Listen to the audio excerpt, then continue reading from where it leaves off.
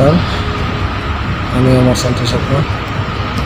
আজকে 26 তারিখ বিজিবিদের অর্ডার আক্রমণে আমি এখন ডিস্ট্রিক্ট হসপিটালে ভর্তি আছি।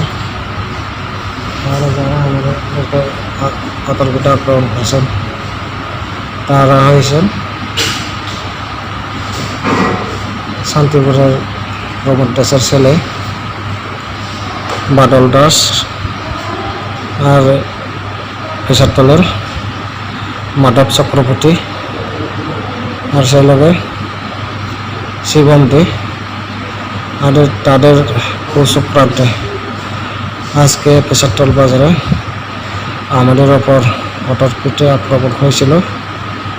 সেই আক্রমণে আজকে এক পুলিশ কনস্টেবল সহ আমরা ডিস্ট্রিক্ট হাসপাতালে ভর্তি আছি। এখন আমার খুব মাথা ঘুরাইতেছে। আমরা আজকে যে বিজেপি বন্ধ বাহিনীরা আমার মাথার উপরে আক্রমণ করে চেষ্টা করছিল। এই জায়গাতে আমার মাথা আক্রমণ করেছিল। এইটা আমার খুব ব্যথা হয়েছে। আর সেই লগে আমাকে এই ডান হাতে মেরেছে, এই ফুলে গেছে এই ডান হাত। আগামীকালকে আমার এটা এক্স-রে করতে হবে, ডাক্তার পরামর্শ দিয়েছে। আর সেই লগে এটা বাম হাত, এই বাম হাতে আমাকে লাঠি দিয়ে মেরেছে। আমি এই হসপিটালে ভর্তি আছে, ডিস্ট্রিক্ট হসপিটাল। এখানে আমার কাছে আছে এই Machmara sub zonal chairman Sudhir Kumar Chakma মহাশয়। আর সেই লগে আমার লগে আছেন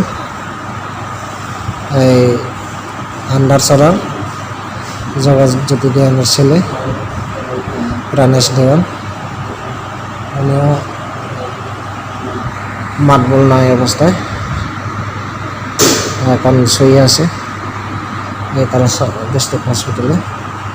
এই আপনারা দেখবেন এই হচ্ছে জগৎজ্যোতি দেওয়ানের ছেলে প্রাণেশ দেওয়ান। উনি এখন এই বিজেপিতে আক্রমণে এখন মাতবল নাই অবস্থা। এখন ডিস্ট্রিক্ট হসপিটালে তারা শুয়ে আছে।